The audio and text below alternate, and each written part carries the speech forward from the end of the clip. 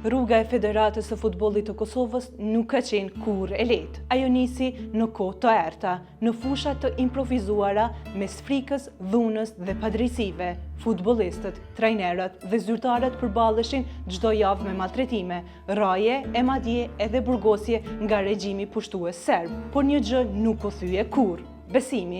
Besimi se një ditë sakrifica do të shpërblehej, besimi se Kosova do ta kishte vendin e saj në hartën e futbollit botror. Me 20 gusht të vitit 1991, në kulmin e vështirësive, u themelua FFK-ja, një akt guximi dhe shprehse.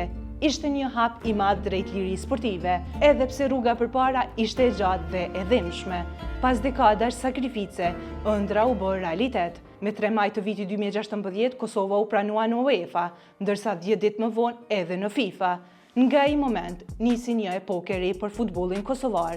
Kosova nisi rrugtimin ndërkombëtar me sfida të mëdha, por edhe me momente krenarie. Barazimi 1-1 ndaj Finlandës në debutim ishte sinjali i parë. Më pas erdhi kulmi emocional, Liga e Kombëve e UEFA-s e vitit 2018-2019, ku Kosova mbeti e pamposhtur dhe fitoi grupin.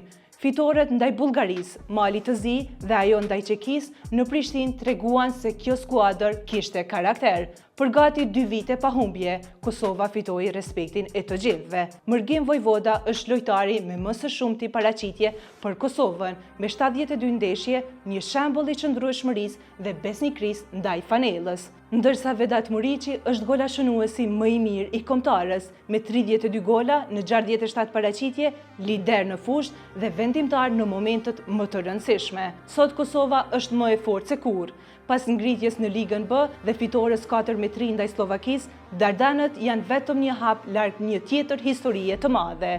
Dhe sonte përballë Turqisë nuk luhet vetëm një ndeshje, luhet historia, luhet sakrifica gjeneratave, luhet ëndra e një populli të tërë. Triumfi ndaj Turqisë do t'i siguronte Kosovës një bilet për në Kupën e Botës. Dardanët do të përballeshin me fazën e grupeve me mikpritësit e botërorit Shtetet e Bashkuara të Amerikës.